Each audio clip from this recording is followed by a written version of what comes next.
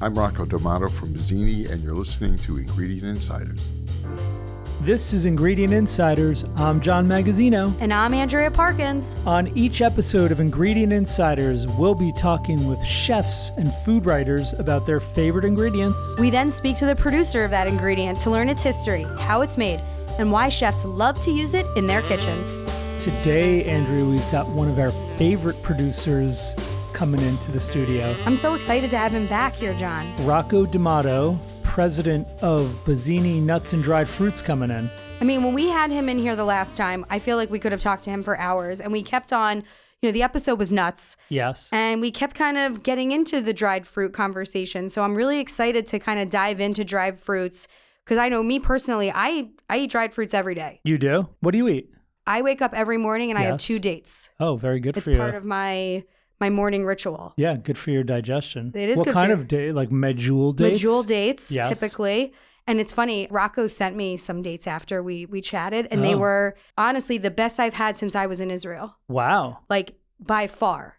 Wow. So I want to actually ask him where they are getting their dates from, because they were so good. But there really isn't a dried fruit that I don't like. Do you like a raisin? Love a raisin. I mean, that's kind of the basic, right? Yeah. We were all kind of brought up. The California raisins. Right, exactly. What about apricots? Ugh, those remind, see, that I have a sweet spot. They remind me of my grandmother. Yeah. That was like a special treat because, they used to be really expensive. Yeah. So I would go to my grandmom's house and she would have dried apricots for me, and it just brings me back to, being a child. Do you like a dried mango?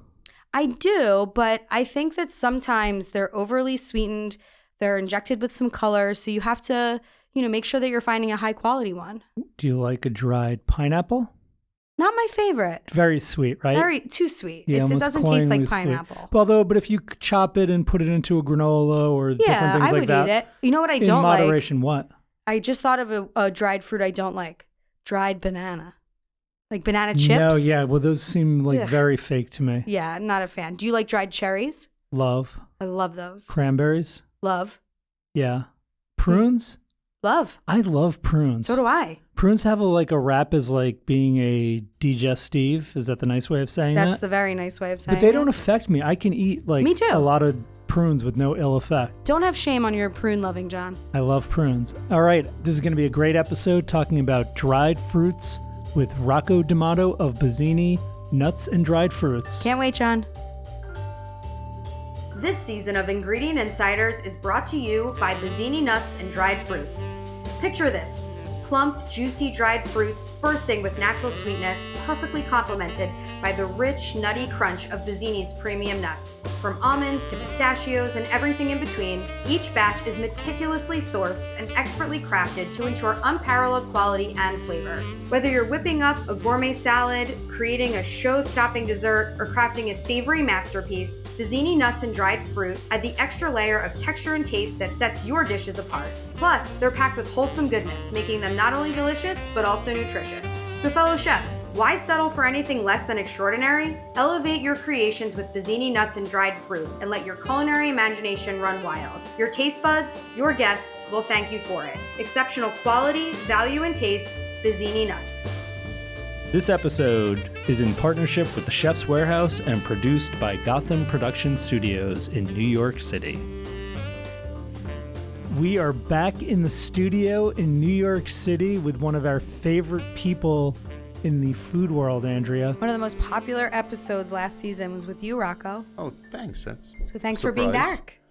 Happy to be back. We got Rocco Damato, who is the owner of Bazzini Nuts and Dried Fruits, and great to see you. Pleasure to be here. You were just in California, right? Yeah. I was out there driving up and down Route 5 in the Central Valley, watching the almonds grow.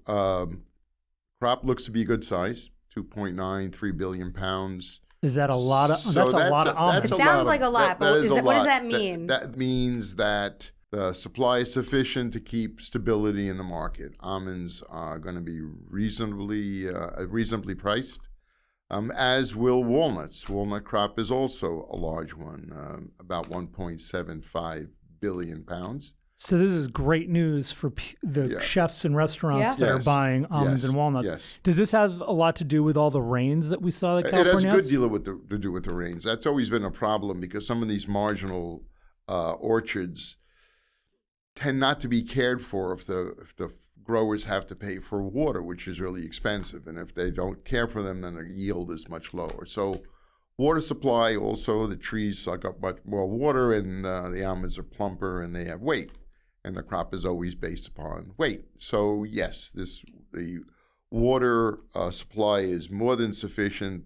And when I was there was over 25 feet of snow in the Rockies, at Tahoe area.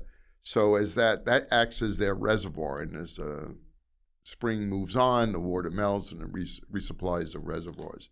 Drove through a few reservoir areas; they were as full as I've seen them in a long time. So all good news on the waterfront in California. That's great. Do you take a trip there every year to kind of gauge what the crop's going to be like? I take it when I think there's an issue, when there's some uncertainty. I would say on an average every other or third year. Mm-hmm. But if there is a circumstance where it's really critical, then I'll go every year. Last year there was a lot of rain, chilly, bees didn't fly.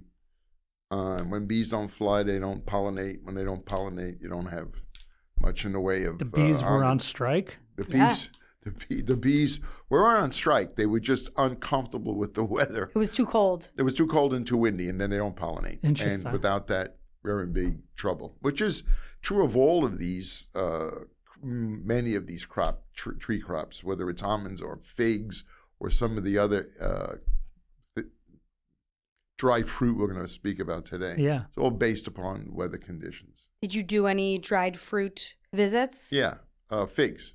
Okay. Down in the Fresno area, San Joaquin fig. Keith Jura, I've known him for when we were both very, very young, 40 plus years. Fig crop is much better this year as well, since we're going to get into the fruit world. I may as well move into the fig crop. I was fascinated. I've always been fascinated. I love figs. I used to love large jumbo Calamernas that come out of California when the crop was relatively fresh. Unfortunately, the fig demand has shrunk, and with it, the supply. There were two things that were impacting on fig supply. One was the demand, but that's gone up again. The other one was the real estate development in the Fresno area, where there were a half a dozen or so fig processors. Now there's one or two. That does constrain supply, and when that happens and demand comes back, then you have this price pressure. A quick anecdotal story: when I got to Bazzini in the early '80s, I was talking to Teddy Bazzini, and he said, we were thinking about dropping dry fruit because there was no demand for it. And then out of the blue, it starts to come back. I think it's cyclical. So what we're experiencing with figs, which were really inexpensive, they were under $2 a pound not long ago. Now they're $5, $6 a pound, and the reason for that is less fig production, fewer people doing it because it was marginal, hard to make any money at it, and it is a business. And as a result, prices have gone up pretty substantially. We're seeing a decent crop this year. We'll see stability. We've begun to see a little softness in the market, so I'm hoping that it gives us some relief. But figs are like an interesting fruit. I grew up eating dried figs. Sure. My Italian grandparents. I remember that exactly. Like you'd have those the rings of dried figs. Yes. And you'd end a meal with those dried figs and maybe a little bit of fruit and nuts. But as a kid, I loved them. But isn't it a wasp in the middle of each fig? No, but there is the connection between an insect and the pollination of a fig tree. So there's some of what you got is right. I've seen what you're talking about on fresh figs. They burrow themselves in correct. there. They put bags on trees and they burrow out and they pollinate. But to get to some of the origins of figs, which The ones you ate were probably Greek, a little hard on strings. Right. There are others that come in that are Turkish. They come in kind of rectangular boxes, softer, really flavorful. Really, Turkish figs are fabulous. Stick a walnut in there or a calamari, they're fabulous. And then the other's California. California had a number of varieties, but the predominant ones were Calamurna, as I said before, and Black Mission. Black Mission was black, and they were brought in by the missionaries, so ergo Black Mission. Huh. I just learned didn't know something. that. There you go. Yeah. So Calamurna used Turkish figs as the rootstock, which is from Smyrna, Turkey. Yeah. Came to California, put Oh, that's where I Cali think there and was Smyrna Cali, came Smyrna, together. right. And they stuck it on. I don't think it was a rootstock; it was a cutting, and they stuck it on either a peach or another fruit root system, and it produced this hybrid Calamurna or Calamurna. I've heard it both ways. Originally, what I was told by Keith is that they brought in only male trees, and the male trees just didn't produce any fruit. So they brought females, and ultimately it cultivated in this whole business of taking this insect, wasp, moth, bug, whatever, putting in bags, and they come out of the bags, come up the trees and pollinate the tree, pollinate the fruit, and you'd have pollinate the flowers.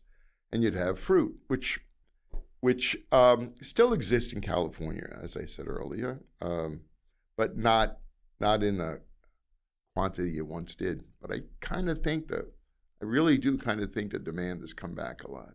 What are the most popular dried fruits out there today? Apricots. Yeah. Apricots. And I'm saying aside from raisins. Oh, Right. raisins are right. Yeah, I Yeah. do. That's a whole Raisins other. are part of the dried fruit. Yeah. world, Right. But grapes. But in Are you terms seeing of dates kind of take off lately? Because I've been seeing them more available even in like regular grocery stores. there was a dramatic, first time I've ever seen it, a dramatic shortage of dates, pitted dates, in about 3 months ago. I think the demand was really enormous, and the supply couldn't catch up.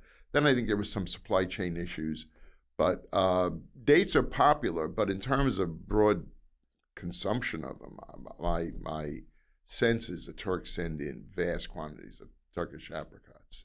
In terms of what we sell, way more Turkish apricots. Lots than of any other dried apricots. fruit.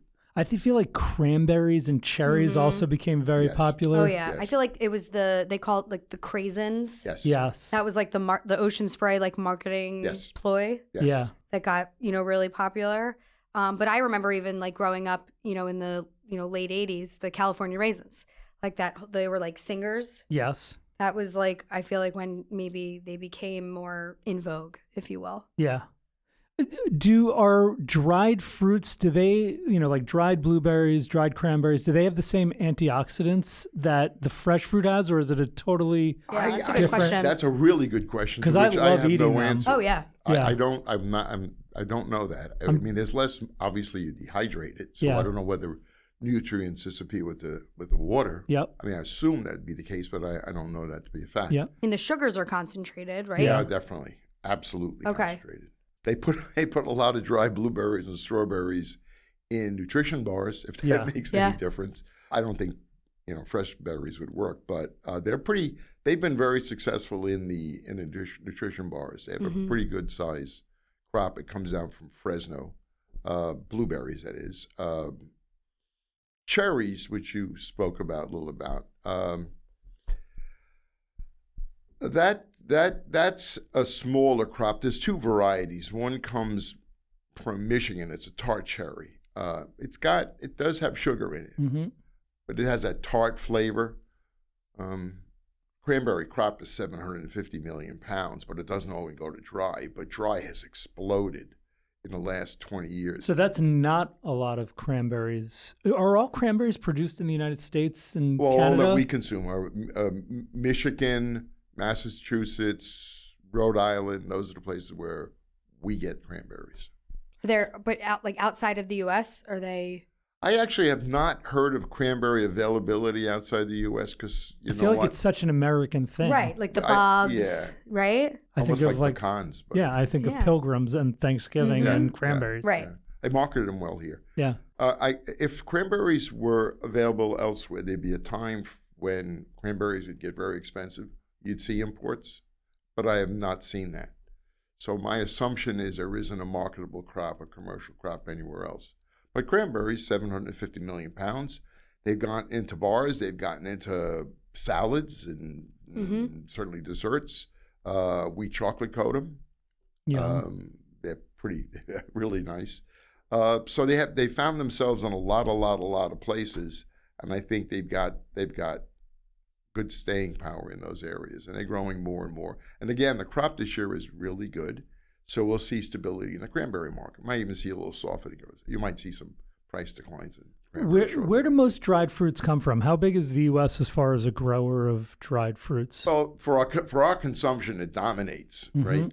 California is the 800-pound gorilla. I mean, again, we said there's Washington State, there's Michigan that does a fair amount. We talked about cranberries in Rhode Island and Massachusetts.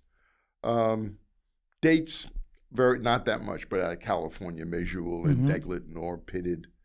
But dates, North Africa, Middle East, big quantity, good quality. Sometimes they don't present as well. They don't have as big and attractive a look as a California variety, but the flavor is extraordinary. Pricing is less expensive than California. So our supply is California, North Africa, Middle East. Middle East for Medjools, probably mostly. Few out of California. But it's fun to go to that date area in California. It looks like you're in some... It's like an oasis. Oasis. Do they have like the country. Nets underneath Well, the I saw trees? guys climbing in trees. They saw guys climbing in trees, which was, wow. It was so different from anything else I'd seen in California. Yeah. It was literally like going to another country. It's a little enclave way far south in California. Yeah, I was once there, and it looks like you're in a desert oasis. Yeah, it's crazy. When I was in Israel, we were driving like on a highway, and they had like along, both sides, it was all the date trees with these like nets hanging underneath, and it would catch that makes the sense. fruit. And then what I thought was interesting, when you would go to all the hotels there, didn't matter where you were, in Tel Aviv, or we were, in the south, in Mitzpeh Ramon, like you go to the hotel and there was like dates sitting on your pillow. As almost like chocolates or whatever.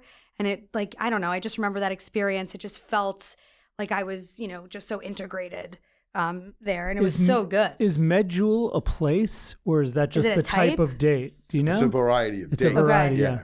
How it was named I'm not sure. I mean, a lot of, by the way, Israelis produce an extraordinarily good Medjool date. I mean, the ones that you gave me before, I said to John before you came here, I said, I hadn't had a good date like that since I was there. Like, your dates are, right up against those. Well, we also get You're getting them from Israeli there. Yeah. Medjool dates. Well, They're so good. Yeah, they are. I would put them, that North African are great. Andrew, what are your favorite dried fruits? I'm just curious. I mean, I think the ones that, we had kind of talked about this before, the ones I don't like, bananas. Yuck. You know what I don't like? Dried apples. Really? I find them very mealy usually. But do you like apple chips? Like crunchy? Yeah, okay. I can like the ones that are like more pliable, like gummy. Yes. I see what you're talking. They're not great. But I love dried fruits in general. Apricots, but the apple's pears, the only one that sticks cherries. out in my mind. I mean, I love them all. I do as well. I'd certainly like to comment a little about apples. I want to defend apples a little Let's bit. go. The Chinese are the largest producers of them. We used to buy them out of Washington State, but they've seemed to disappeared as suppliers. And the ones that I think are really good, the unsulfured from Atwater, upstate New York. Oh, so there's dried apples from upstate New York. Yeah, smaller. They used to be more commercial. I think they're smaller now. More, I would guess. Since we can't get any quantity out of there, I would guess they are, web-oriented and sell to the consumer. But when you say unsulfured, what do you mean? Well, when you get dried apples, a lot of them are white. Yeah. Sulfur dioxide. So color retainer. Yeah. Yep, moisture and color retainer. But the ones from upstate New York have a really great apple flavor. They're not spongy, but they're not crisp. but they have really good flavor. So I would defend the Atwater upstate New York apple. It's a pretty good thing. And by the way, they do, not only do they do rings, they do dices, so it could work well in stuffings and other ingredient parts. So one of the things I wanted to ask about too is that the addition of sulfur that you just mentioned, because I happen to like my fruit to have the sulfur. Like I don't like unsulfured apricots. I find them too tough. Mm-hmm. And the color is not as appealing to the eye, which is obviously why they do this. Right. But, is it not, good? Should we be eating sulfur dried fruits or should we not? Or what's the is deal? Is it like bad for you? Yeah, what's this? Well, obviously I'm it's a an allergen I'm or disclaimer. Right. I'm not a doctor or a medical expert, but it's been used for a long time. Mm-hmm. I think, in fact, if you have some kind of respiratory issue, then I think you should consult your doctor about eating anything with sulfur dioxide in it. But I don't think there's been many allergic reactions that I'm aware of, I've heard of, relative to sulfur dioxide. The purpose of it is to retain water and to retain color. Makes it look nicer, and it also makes it a moister, more reminiscent. It's like a better mouthfeel, right? Yeah, a distant fresh fruit, a little closer to reality than a distant fresh fruit. I've eaten sulfur dioxide products. I prefer them. So check with your doctor if you got respiratory issues. But if not, I don't think they create any problems. Yeah, I'm with you on that. Yeah. I just, sometimes eating the unsulfured stuff is like chewing on beef jerky like leather. or fruit jerky. Yeah, not quite as pleasant. climbing mountains and things like that. Are there producers that are injecting or adding sugar and adding color to dried fruits? Yes. Great question, Yes, Andrea. there are. Yes, there are. Sugar, cranberries have sugar. Added sugar. Yeah, added sugar. Okay. Michigan tart cherries, added sugar. Okay. Bing cherries out of California, which are getting close to the same price, have no sugar in them whatsoever. They're sweeter, but no sugar. And then when you get to the tropical stuff, like pineapple, mango, papaya, a lot of it, ginger, a lot of sugar brick. They taste like they're kind of soaked in a crystallized like a sugar syrup almost. Yeah, it's cooked in. I've seen that. I was in Australia. They cook them in these huge vats with bricks of sugar. What about raisins? No, raisins are not. They're all even the golden ones. Golden sulfur, but Sulfur. not sugar. Got it. Now there's the sun-kissed raisins, and then we also get requests for Thompson's raisins. Yes. Is that just a brand? Sunkist is a brand. Sunkist is a cooperative. Okay. So you got a lot of growers that bring in their grapes to a processor named Sunkist, and they represent that. They're growing for raisins. The growers provide the grapes to this processor that they collectively own, and so it's a cooperative. Okay. And that's called Sunkist. The grapes can produce a raisin that's called a Thompson raisin, That's which the is after variety of William grape. William Thompson, I think in 1870, he developed the variety from a sultana. The sultanas still come out of Turkey. It's a lighter brown, sweeter, doesn't have that deep, rich aspect of a California Thompson raisin. There's a great variety of raisins. Ones we use are Flame from Chile. It's a big, black, kind of a rich, juicier raisin. The South Africans grow them. They call them Black Imperial. The Californians grow them. They call them, some call them Imperial. Now they call them Flame. So there are a good deal more varieties, but those are the three that we're most familiar with. A lot of sultanas go into baking, commercial baking, because they're less expensive. But there is an issue with importing raisins into the U.S. The FDA makes it a little difficult. I think historically the raisin growing industry in California put some barriers up, and one is cap stems. You know those little twigs on top of the raisins you get? Well, and I don't recollect the specific number, but there needs to be below a threshold number or you can't import them. So they come here, they're tested, they exceed the cap stem amount, and they export them to Canada or back to Europe. But the raisin industry is another one of those industries that has struggled because of the competition from Chile, and now more and more coming out of South Africa.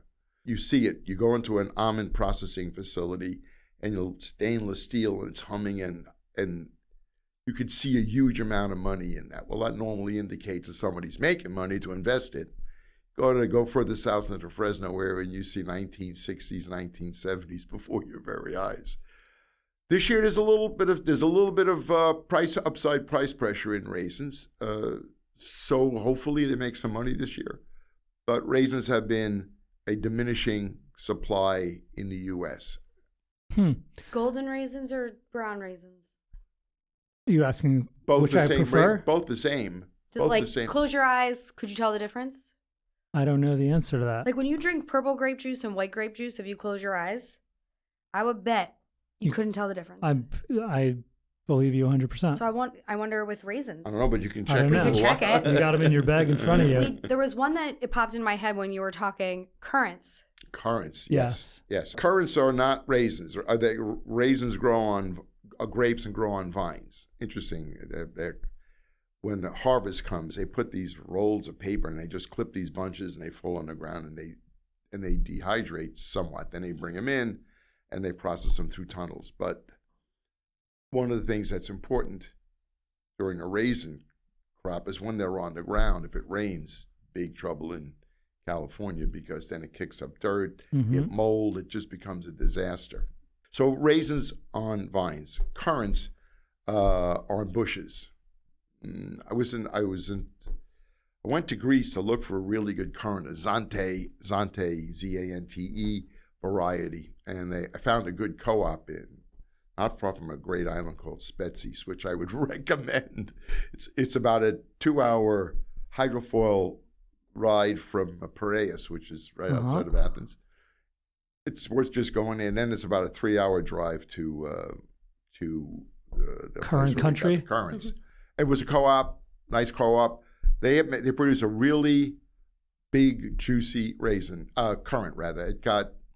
That got taken to California's cutting, so you got a Zante currant in California as well. From Greece? Oh, okay, got it. Greece, yeah. The South Africans grow it as well. There's a smaller, drier, good for baking. If you're a commercial baker, you might want to look at that because the pricing is pretty competitive.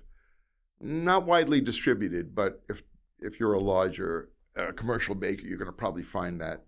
Yeah, I was going to ask you, Andrea, what do chefs use dried currants for? My first thought when like scones, like pastries, pastries, yes, muffins, things of that nature. Yeah. That I think we sell a ton of dried currants for pastry chefs.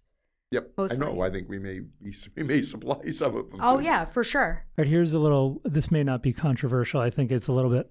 I love prunes. Oh yeah. I don't think I don't see prunes they as get a much bad rap, anymore. Rocco. They got the like laxative wrap, right? But they're so delicious. They are. I don't feel like we Was that sell like a them marketing as much. ploy? That's probably like a marketing ploy, right? Well, they did a marketing ploy. No, I think it is fiber.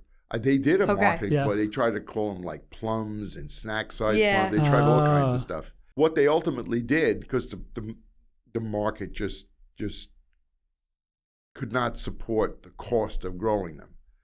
So what ultimately happened is they began to remove about 25% of all the prune trees in California, and so it got to the stage at which the price had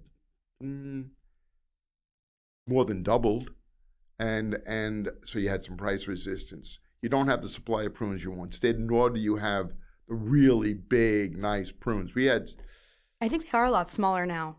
Like when you buy them at the store. They are smaller, 60s, 70s. Yeah, they are smaller. Why is that? Where did the good ones go? The trees didn't yield many of them. We buy 30, 40 count, which is a nice big plump. Where do those come from? They come from California. That's California. It's just that the amount of them is pretty small.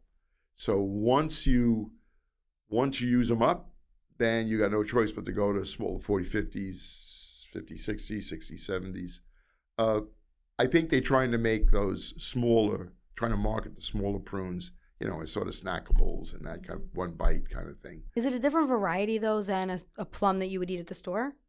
Yes. Like a black plum or? Yes, it is. They did try to call them plums, but yes, it's a different variety. A lot of the plums that we did use were Angelino variety. These, it is not the same as a fresh plum. Okay. But another sad story with prunes. There used to be a small company out in California called B. Ritchie, somewhere not too far from San Jose. They made more for the confectionery industry, a size of a small peach. It was a big jumbo prune. 10, 12 prune. Yeah. And then you could still buy 12, 15s, 15, 20s. Now, as I said, you have a hard time. We had to contract a pretty long contract and pay a premium to be assured that we're getting 30, 40s. So the story on prunes is that they couldn't get them marketed sufficiently. And maybe it was an old person's snack, so it would help them. But it just didn't work. And the net result is they pulled out lots of trees, and the net result is they grew less prunes, and the net result of that is it costs more money. It's always a supply and so demand interesting. story. You know what else is interesting is you think of the names that the U.S. or English has created for the dried fruits. Yep. Like the French word for grape is raisin. Yep. The French word for plum is pruneau. Prune. And it's like if you get raisins in France, they're basically their word grape, dried grape. Right. But they call it raisin sec, we call it raisin. Mm-hmm. But don't they is it in England, or they call it sultanas? Sultanas come out of Turkey, so they could be. But that's a giant. It's a variety. That's the giant. Okay, yellow, I wasn't sure if that was a. It's a variety. Okay. But it's interesting that the U.S., instead of calling them dried plums, calls them prunes. But then you said they went back and tried to rebrand it as a plum. Do you remember that? Vaguely. Yeah, it was out there. I think Sun-Made is the raisins guy. Yeah. Sun-Kissed is the prune co-op, and they have a marketing budget. They used that budget at one point to try to market them as plums. Nah, didn't work. No, they couldn't get past the old age thoughts of regularity. Is there? I mean, Northern California, by the way.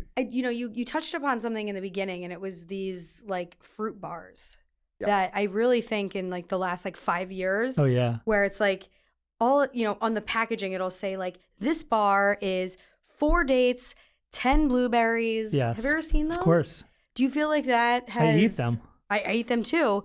I mean, first I go back and forth because I'm like, this has to be quote unquote healthy, but it's also like loaded with sugar, loaded with carbs. But do you feel like that it has helped the dried fruit market? Do you feel like it's driven, more demand? Especially in the blueberry world, cherries, cranberries, it has really helped the demand a lot. I was talking to Willie Trainer, who has Trainer Fruit Company, one of the better supplies of quality dried fruit in California. Peaches, pears, plums come out of that Lake County area, which has another one of those sad stories. The competition has really driven a lot of the higher quality dried fruit out of business. South Africans, Argentinians, but the quality of it, to be perfectly frank, doesn't match the California quality. Californians have had historically bigger fruit, not as big as it used to be, once bigger fruit, and they cored it better. You didn't get that part of the core that even sometimes a seed you'd see in some of the imported stuff. So what occurred was, even though it was a better quality, price differential was substantial enough for it to drive those growers into doing something else. But I really do think that ultimately for the better ingredient, unless you're going to put it in a stuffing or it's inside something, for presentation purposes, the California dry fruit's a lot better. And I think The people they're planting more peach trees. They're pulling out almond trees and planting peach trees. But I'm hoping that in the next few years that we're going to see a return to the California dry fruit. I think it's possible. There's a couple of good suppliers out there that understand it, and I think if it's marketed properly, we'll get the California dry fruit back into the game, because right now it's lost a lot of its edge to the imports, South African predominantly. But one last point, South African can run out, and then that's the problem. Because if South African runs out and you don't have California providing supply, and they hadn't really, you end up with just older, not so great fruit towards the end of seasons. And that's something that we really never had before. Are there any other, expanding a little bit to nuts too, just because you're sitting here and we have you, any other updates or things that you're hearing in the nut world or dried fruit world? Well, just quickly to go over a few of them. Peanuts are going to be better priced come the fall, because unless we have a hurricane, you lose a lot of peanuts at the end of the season. But there's not a hurricane. Argentina's having a good crop, so that means Europeans will go there and buy their peanuts and won't come here, which put a huge pressure on them. I think the market's in the mid to upper 80s raw blanched FOB peanuts now. I think they'll be probably in the mid 70s, so we'll see some relief in that. Hazelnuts, that's the opposite situation. The Oregonians had a bumper crop of hazelnuts. They were giving them away in the beginning of the year, and the Chinese decided they wanted some Oregonian hazelnuts. They went from under $2 to over $4. So wow. Doubled in price. Gone. The Turks, which is the world's largest supplier, as we said last time, have supply, but not enough to help moderate the price. So we're looking at higher priced hazelnuts. Pecans are going to be higher priced. The supply is not what it had been in the past. Demand has increased, so we'll see higher priced hazelnuts. Cashews are plentiful. Their prices will be steady. So I think on the nut market, I think on the whole, I think we're going to look at a better pricing opportunity in this upcoming year than we had last. Not by a lot, because as I said earlier, there's bankruptcies in California and these almond orchards and walnut orchards. There are people just walking away from their fields. Bankruptcies, it's really ugly. What's the percentage of almond production for milk versus fruit? Tiny, relatively speaking. There's only 2% of almonds in almond milk. Now, you can get ones with more, but the general commercial stuff, only a couple percent. Mostly water, I think. You know that? No. Yeah, it's very small. I always learn something when you're in the room. I have one last question about dried fruit in our last couple minutes. Yeah. How is dried fruit made? Is the fruit sun dried, or are they putting it into like hot rooms? Like dehydrators? How is it made? They do put them in. They do actually put them in sulfur rooms, right? Uh-huh. And they dry them. Now they put them outside after a while for a bit, and then sometimes they actually tunnel dry them. So it's a number of different processes. Some use a couple of them. Some won't use one only, which would be kind of the unsulfured type. Mm-hmm. There isn't any one process for everybody. Our raisins, we really don't want tunnel dried raisins. Mm-hmm. They may be okay for lower moisture for panning, and may be okay for baking, but for eating, you really want sun dried. You don't want tunnel dried. We don't get too much in the way of tunnel dried peaches, pears, plums, apricots, but they're such a tiny amount these days that it. How long does it take for the sun drying process? Well, I mean, I visited the place where they had apricots in a room, California apricots in a room with sulfur. You really couldn't go anywhere near them. But I don't really know how long it took to do it. I think it's a process. I don't think it's a 2 or 3 hour process. I think it's days. Yeah. Yeah. Okay. This has been amazing. Every time you walk in this room, I learn like 100 things. What are we going to talk about Things next? we take for granted. My retirement. Oh, yeah. We'll talk about retirement and going to Italy. Well, Yeah. thank you again, Thank you, Rocco. Rocco. This has been Pleasure. amazing. It's been fun. As We always appreciate is. you sponsoring our season again. It's been amazing, and we appreciate Bazzini and the partnership with chefs. Oh, it's a long-standing partnership, and we love it. Thanks again Thank for you. everything. Thank you. The best Thank you. nuts and fruits in the business. Thanks. Thanks for listening to this episode of Ingredient Insiders. Follow us on Instagram at Ingredient Insiders. You can find the products we discussed on today's episode at chefswarehouse.com or at your favorite specialty retailer.